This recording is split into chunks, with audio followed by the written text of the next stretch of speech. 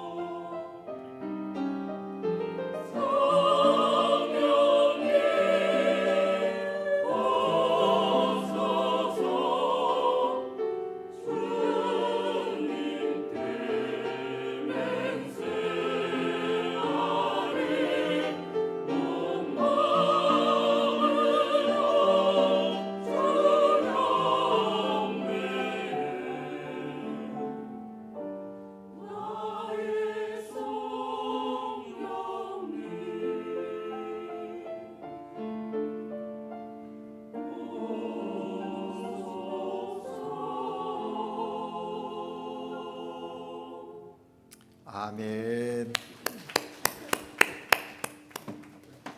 우리의 예배 가운데 성령님 오셔서 우리의 영혼 가운데 큰 위로와 또 평강, 소망 주시기를 주의 이름으로 축복합니다. 여러분이 잘 아시는 유대교 철학자 마틴 부버의 일화입니다. 그가 쓴 책 나와 너라는 책을 여러분 읽어보셨습니까? 굉장히 유명한 유대교 철학자입니다. 그런데 하루는 부버가 한 랍비와 만나 대화를 나누게 되었더랍니다. 그런데 이 랍비가 대화하는 중에 뜻밖의 질문을 부버에게 한 거예요. 선생님, 하나님 믿으십니까? 갑작스러운 질문에 머뭇거리며 대답을 하지 못했답니다. 랍비가 다그치는 또 한 번의 물음이 선생님, 하나님 믿으십니까? 라는 질문이었습니다. 처음 받아본 질문에 선뜻 대답하지 못했습니다. 그러자 랍비가 또 똑같은 질문을 다시 한 번 더 부모에게 던졌답니다. 선생님, 하나님을 믿으십니까? 갑작스럽고 뜻밖의 질문을 받은 부모가 자기가 평생 하나님을 믿어온 사람이고 또 하나님에 대해 참 많은 이야기를 해오고 사람들에게 하나님을 믿지 않으면 안 된다고 이야기하고 강의까지 했던 사람이기에 그런 삶을 살고 있기에 할 수 없이 물론입니다. 제가 하나님을 믿습니다. 라고 랍비와의 대화 중에 그렇게 답을 했더랍니다. 그리고서 부부는 집에 돌아와서 오늘 있었던 일을 깊이 생각하면서 그 일의 깊은 생각에 잠기게 되었더랍니다. 그리고 스스로에게 물었습니다. 나는 왜 랍비가 묻는 물음에 즉시 대답하지 못했을까? 왜 랍비가 선생님 하나님 믿으십니까? 라고 물을 때 예 믿습니다 라고 즉각 대답하지 못한 이유가 무엇일까? 라고 생각했다는 거예요. 평생 하나님을 믿어왔고 또 하나님에 대해 그렇게 많은 말을 해온 내가 왜 머뭇거렸을까? 부모는 그렇게 깊이 생각해 보면서 그 답을 찾았답니다. 그러고 이렇게 정리했습니다. 그동안 나는 3인칭 하나님에 대해서는 익숙했지만 2인칭 하나님에 대해서는 익숙하지 못했다. 그것이 그의 정답이었다는 거예요. 그러니까 부모는 객관적인 하나님에 대해서는 연구했고 그 하나님에 대해서 책도 쓰고 강의도 해왔지만 그래서 3인칭 하나님에 대해서 익숙하게 말하는 것은 잘했지만 하나님 앞에 단독자로 서보는 2인칭의 하나님과의 관계에 있어서는 경험이 부족하다는 것을 그래서 그 즉시에 그렇게 대답할 수 없었다라는 결론에 이르게 되었다는 것입니다. 그렇습니다, 여러분. 오늘도 이 마르틴 부버와 같은 성도들이 참 많이 있다고 하는 것입니다. 교회를 오랫동안 다녔습니다. 하나님에 대해서 참 많은 생각을 하고 또 많은 이야기를 나눕니다. 때로는 교회 공동체 안에서 열심히 봉사도 하고 섬기기도 하고 교제도 했습니다. 그래서 3인칭 하나님에 대해서 익숙합니다. 그러나 그 하나님 앞에 나 혼자 서서 하나님을 독대해 본 체험이 없는 성도들이 의외로 많이 있다는 거예요.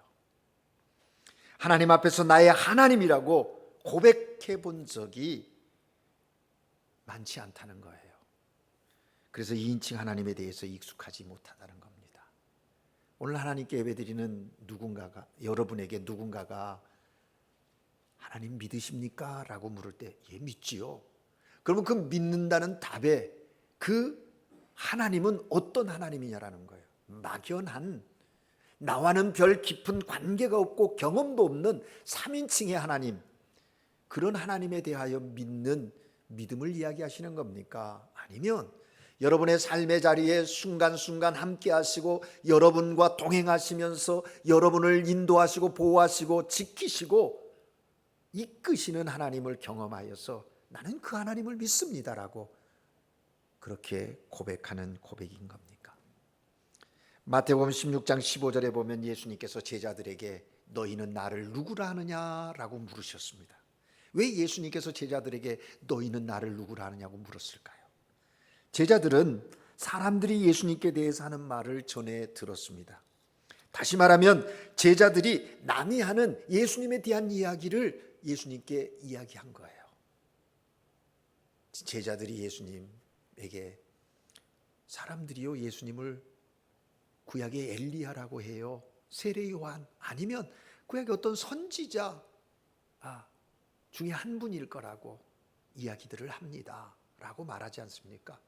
그럴 때 예수님께서 제자들에게 너희는 나를 누구라 하느냐라고 물으셨던 것입니다. 야, 다른 사람의 이야기는 예수 나에 대한 것이 아니라 너희는 나를 지금 어떻게 생각하느냐? 누구라고 알고 있느냐? 너희의 이야기를 하라고 말씀하는 거예요. 다시 말하면 2인칭의 신앙 고백을 하라고 제자들에게 요구하셨던 것입니다. 여러분, 우리도 우리의 입으로 우리의 신앙을 고백할 수 있어야 합니다. 주님께서 오늘 우리에게 바로 2인칭의 신앙 고백을 묻고 계시는 거예요. 주님은 나에게 어떤 분이신가? 나는 예수님을 어떤 분으로 고백할 수 있는가? 이 질문에 대하여 그 질문 앞에 서야 한다라는 것입니다. 그러면 우리가 우리 입으로 예수님을 무엇라고 고백해야 할까요? 사도신경을 보면 오늘 예배드리는 중에도 우리의 신앙을 사도신경으로, 사도들이 고백한 신앙으로 고백했어요. 2000년 동안 기독교가 예수님에 대해 고백해온 신앙 고백 중 가장 대표적인 고백이 그 안에 담겨 있잖아요. 여러분 아시는 대로 신앙 고백은, 사도신경은 하나님, 예수님, 성령님, 그리고 교회가 어떤 곳인지, 우리는 어떻게 우리의 육체가 부활하는지, 주님이 다시 오실 때 어떻게 되는지, 그런 신앙의 믿음의 고백을 사도들의 고백을 통해서 우리의 고백을 하잖아요. 그런데 그 부분에 예수님에 관한 고백이 가장 많거든요. 사도신경 중에 예수님의 고백이 차지하는 부분이 많아요. 근데 그 고백들 중에서 가장 중요한 고백이 뭐라고 생각하십니까? 예수님이 동정녀 마리아의 몸으로 잉태되었다, 본디오 빌라도에게 고난을 받았다, 부활하셨다, 승천하셨다, 다시 오신다, 이런 고백입니까? 그 예수님에 관한 고백 중에서 가장 대표적인 고백은 우리 주 예수 그리스도를 믿습니다 하는 고백입니다. 그런 예수님의 모든 것이 나에게 어떻게 믿어지는가 하는 것을 고백하는 거거든요.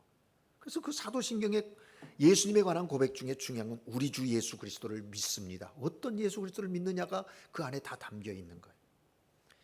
그러니까 지금 2000년 동안 모든 그리스도인은 한결같이 예수 그리스도가 나의 주님이시라고 고백해 왔다는 것입니다. 이제 우리도 같은 고백을 해야 하겠습니다.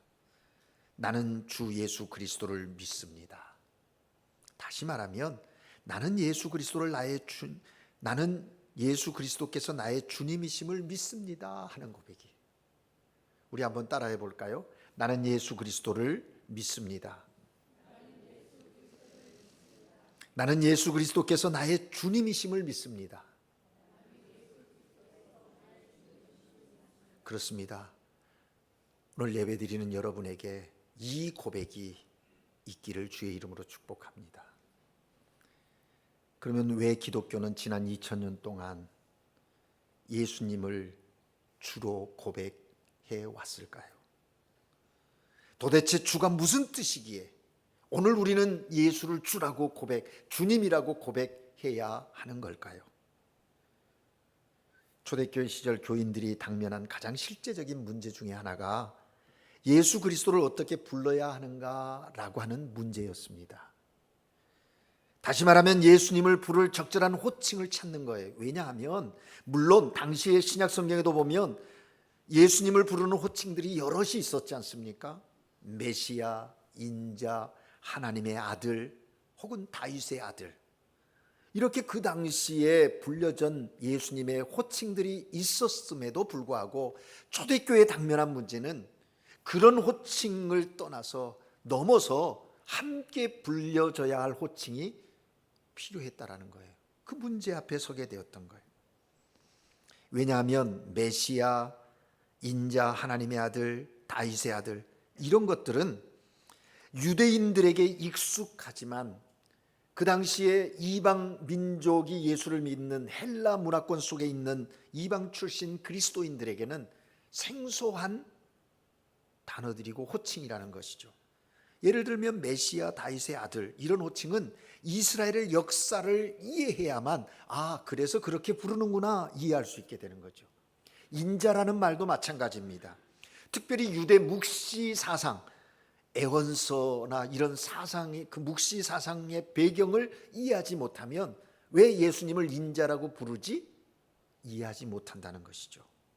하나님의 아들, 그리스 신화에 익숙해 있는 헬라 문화 사람들이 볼 때는 예수가 그러면 무슨 헤라클레스의 아들쯤 되는가? 뭐 이런 정도로 오해할 수 있는 여지가 다분히 있었다라는 것이죠. 그래서 초대교회 주님, 예수를 부르는 다른 용어가 호칭이 필요했는데 성령의 도우심을 따라 초대교회가 유대 출신의 그리스도인들과 이방 출신의 그리스도인들 모두가 적절하게 부를 수 있는 호칭을 찾아냈는데, 그래서 이방 세계 복음을 전할 때도 아주 적절하게 이 호칭을 쓸 수 있게 되었는데, 그것이 뭐냐면 퀴리오스라고 하는 주라고 하는 단어입니다. 엘 세뇨르이라고 하는 말이죠. 물론 주라는 호칭은 일반인들 사이에도 널리 통용되었던 호칭이라는 거죠. 가장 보편적으로 쓰여지는 것이 뭐냐면 노예가 주인을 부를 때 주라고 했다는 거죠. 세뇨르라고 부른 거죠. 그리고 제자가 스승을 부를 때에도, 존경하는 어른을 부를 때에도 이렇게 주라는 단어를 써도 불렀다라는 거죠. 그래서 복음서에 보면 예수님을 이런 뜻으로 부르는 그런 호칭으로 불렀던 경우들도 기록되어져 있는 것을 볼 수가 있습니다. 그러나 초대교회 성도들은 같은 주라는 호칭이지만 다른 뜻으로 예수님을 주라고 부르기 시작했다는 거예요. 사실 오늘 본문에서 이 사실을 우리에게 확인시켜 주는 겁니다. 어쩌면 이방 로마에 있는 그리스도인들을 향하여 서신을 쓴 바울이 메시아, 하나님의 아들, 인자, 이런 어떤 다윗의 아들, 이런 호칭과는 다른 주라고 하는 호칭에 대한 정의를 명확하게 증거해주고 그 의미가 무엇인지를 오늘 본문에서 말해주고 있다라는 것입니다. 오늘 본문 9절입니다. 함께 읽을까요? 9절 같이 읽겠습니다. 시작. 내가 만일 내 입으로 예수를 주로 시인하며 또 하나님께서 그를 죽은 자 가운데서 살리신 것을 내 마음에 믿으면 구원을 받으리라. 아멘. 13절도 한번 같이 읽을까요? 13절 읽습니다. 시작. 누구든지 주의 이름을 부르는 자는 구원을 받으리라. 아멘. 여러분, 그렇습니다. 초대교회 성도들이 예수님을 주라 부르기 시작하면서 일상적으로 사용되어졌던 주, 퀴리오스라고 하는 그것이 그 말의 의미가 달라졌다라는 것이에요.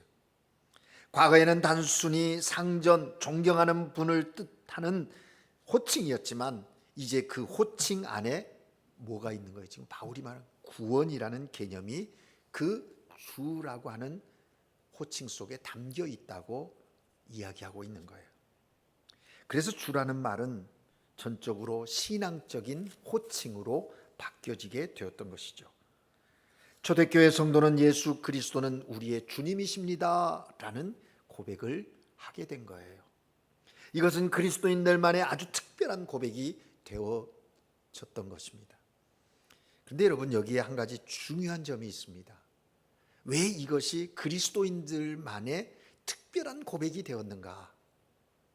중요한 것인데요, 사도 바울은 고린도전서 12장 3절에서 이렇게 얘기합니다. 또 성령으로 아니하고는 누구든지 예수를 주라고 할 수 없느니라. 예수 그리스도를 주라고 고백하는 사람 아무나 할 수 있는 게 아니라는 겁니다. 누구도 예수님을 주라고 고백할 수 있는 것이 아니라 성령이 아니고서는, 성령의 역사가 아니고서는 그 누구도 예수님을 주라고 고백할 수 없다라는 거예요. 초대교회 성도들이 예수님을 주라고 고백한 것은 바로 성령의 역사라는 것이지요. 그러니까 아무나 예수님을 주라고 고백할 수 있는 것이 아니었다는 것이죠. 성령님이 깨닫게 해주시고 고백하게 해주시는 사람들만 예수님을 주라고 고백할 수 있었다라는 것입니다. 그래서 이 고백은 하나님께서 주시는 고백인 거예요. 오늘 하나님께 예배드린 여러분이 예수님을 주님이라고 부르는 의미를 알겠습니까?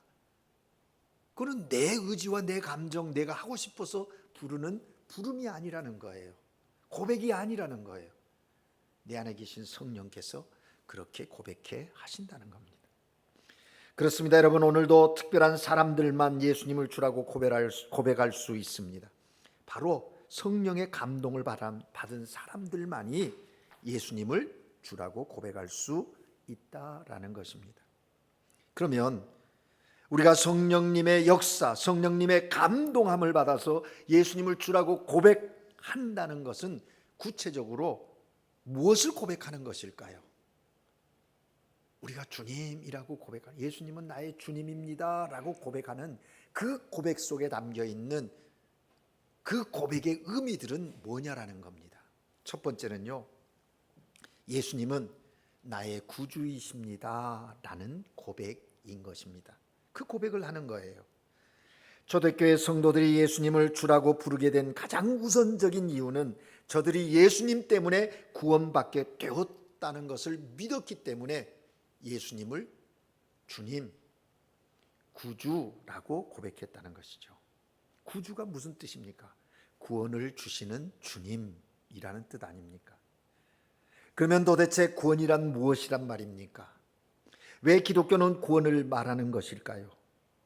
우리가 예수님을 믿고 나면 과거에 보지 못한 것들을 보게 됩니다. 과거에 깨닫지 못한 것을 깨닫게 되는 변화가 우리 가운데 있게 되는 거예요.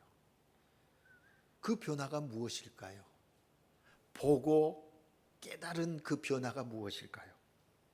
그것은 바로 하나님께서 살아계신 분이시라는 점과 하나님이 나를 얼마나 사랑하시고 예수 그리스도의 십자가의 은혜가 얼마나 큰가 하는 것을 보게 되고 깨닫게 되는 변화가 일어나게 된다는 것입니다. 그것을 통해서 하나님 앞에 서는 경험을 하게 되는 거죠. 여러분, 이것은 세상 사람들은 할 수 없는 것 아닙니까? 예수를 주님이라고 고백하는 사람, 구주로 고백하는 사람들만이 경험하는 것 아니겠습니까? 우리가 하나님 앞에 서게 되면 제일 먼저 깨닫게 되는 것이 무엇입니까? 그것은 바로 내가 죄인이라는 것 아닙니까? 나는 도무지 하나님 앞에 설 수 없는 자라는 사실을 깊이 깨닫게 됩니다. 하나님의 말씀대로 살지 못했다는 점을 인정하지 않을 수 없습니다.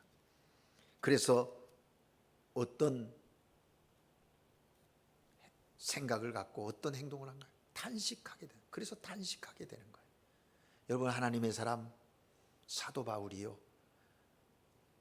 우리가 이번 주 중에 묵상했던 것처럼, 지난주에 묵상했던 것처럼 로마서 7장에 바울의 탄식이 있지 않습니까?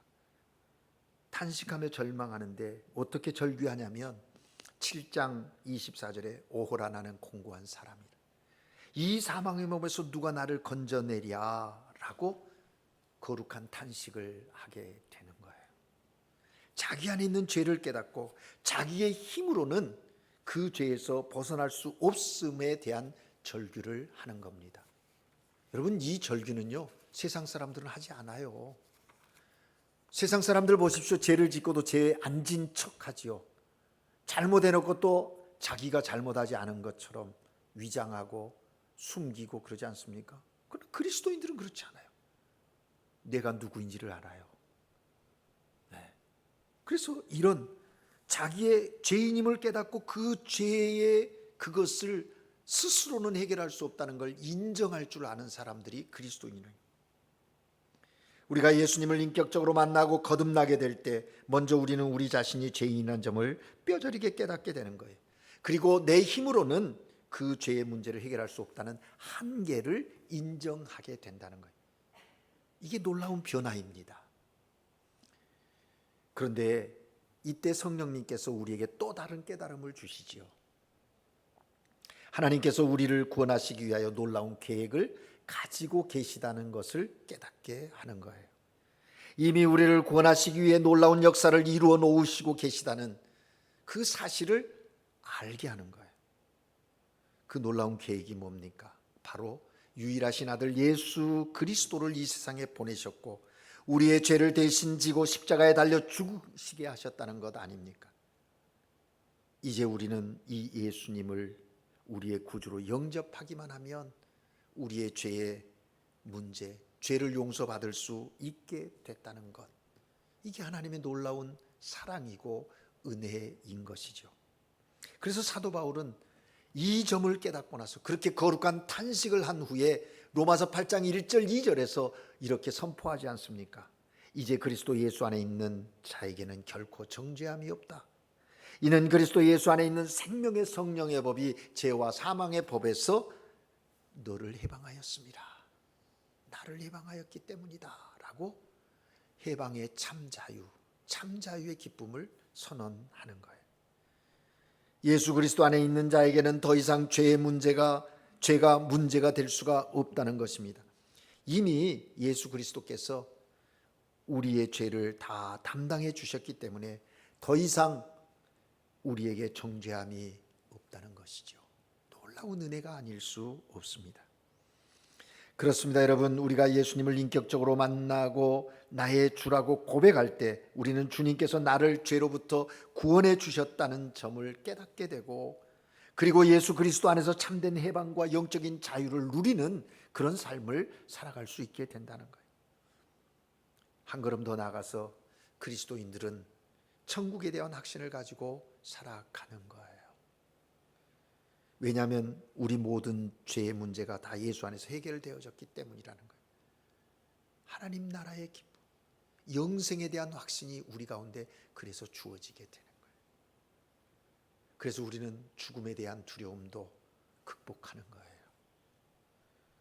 오늘 죽어도 천국 갈 수 있다는 확신을 가지고 살아갈 수 있게 되었다는 겁니다. 이게 예수님을 주님이라고 고백하는 자에게 주어지는 그런 은혜가 아니고 무엇이겠습니까? 사랑하는 여러분, 우리가 예수님을 주로 고백할 때 우리는 주님께서 나를 죄로부터 구원해 주셨다는 확신을 갖게 되는 것이고, 하나님 나라 천국에 대한 확신을 가지게 되는 거예요. 왜냐하면 예수님이 우리의 구주이시기 때문이에요. 오늘 이 아침 하나님께 예배드린 여러분 모두가 예수님은 나의 주님이십니다, 나의 구주이십니다, 이 고백의 확신 속에 삶을 살아가시는 복된 성도들 되시기를 주의 이름으로 축복합니다. 이 고백이 있을 때 흔들리지 않을 수 있습니다. 두 번째 의미는 뭘까요? 예수님이 내 인생의 주인이시라는 고백을 하는 겁니다.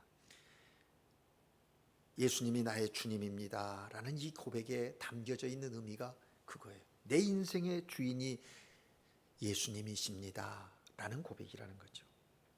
초대교회 성도들이 예수님을 주라고 고백하게 된 또 하나의 이유가 예수님이 온 만물의 주인이시고 교회의 주인이시고 그리스도인들 각자의 주인이시기 때문이라고 히브리서 기자는 히브리서 1장 2절 3절에서 밝히고 있어요. 우리 한번 찾아서 읽어볼까요? 신약성경 히브리서 1장 2절 3절입니다.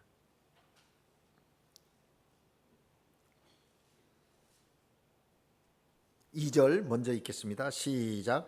이 모든 날 마지막에는 아들을 통하여 우리에게 말씀하셨으니 이 아들을 만유의 상속자로 세우시고 또 그로 말미암아 모든 세계를 지으셨느니라. 아멘. 하나님께서 예수 그리스도를 통하여 모든 만물과 교회와 우리 자신을 지으셨다는 거예요. 그러니까 우리는 예수님 때문에 이 세상에 존재하게 됐다는 것 아닙니까? 그래서 우리는 예수님의 소유가 되어진 거예요. 소유된 백성이 된 것, 하나님의 자녀가 되었다는 거예요. 다음 3절을 같이 읽어볼까요? 시작. 이는 하나님의 영광의 광채시요 그 본체의 형상이시라. 그의 능력으로 말씀으로 만물을 붙드시며. 아멘. 네, 거기까지 읽겠습니다. 하나님께서 예수 그리스도를 통하여 이 세상 만물을 다스리시고 보살피시고 인도하신다라는 것입니다. 그러니까 우리는 예수님 때문에 오늘 생존하고 있다라는 것이죠. 그래서 그분이 우리의 주인이에요. 여러분, 여러분의 인생의 주인이 예수님이신 것을 인정하고 고백하십니까? 우리는 우리의 인생의 주인이 아닙니다. 예수님이 우리의 인생의 주인이십니다. 이 점은 성령의 감동을 받은 사람들이 예수 믿고 깨닫게 되는 놀라운 비밀이에요. 예수 믿는 사람들만 이 고백을 하는 거예요. 예수님을 주인이라고. 세상 사람들은요, 자기가 주인인 거예요. 자기 하고 싶은 대로, 자기가 원하는 대로 하며 살아요. 여러분, 혹시 여러분 가운데 지금 염려하는, 두려워하는, 근심된 일 있으십니까? 낙심케 하는 상황들이 여러분의 삶의 자리에 있습니까? 왜 염려하고, 왜 두려워하고, 왜 근심하고, 왜 불안해합니까? 한번 다시 스스로에게 질문. 이 모든 것의 주인이 누구인지, 나는 내가 내 삶의 주인이기 때문에 지금 불안해하고 염려하고 두려워하고 절망하고 있지 않는지, 나의 주인이 주님이시라면 나는 어떻게 해야 하는지 스스로에게 물으실 수 있기를 바랍니다. 거기에 답이 있는 거예요.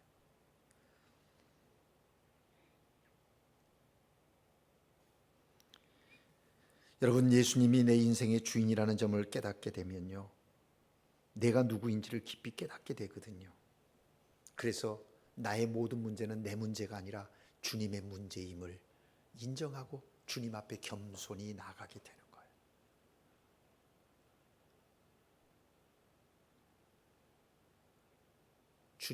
예수님이 나의 주님입니다 고백하는 사람들의 삶의 모습, 태도인 것이죠. 그래서 이 점을 깨닫고 나면 이제 내 인생을 누구에게 맡겨요? 주인 대신 주님께 맡기는 거예요. 그게 신앙이에요.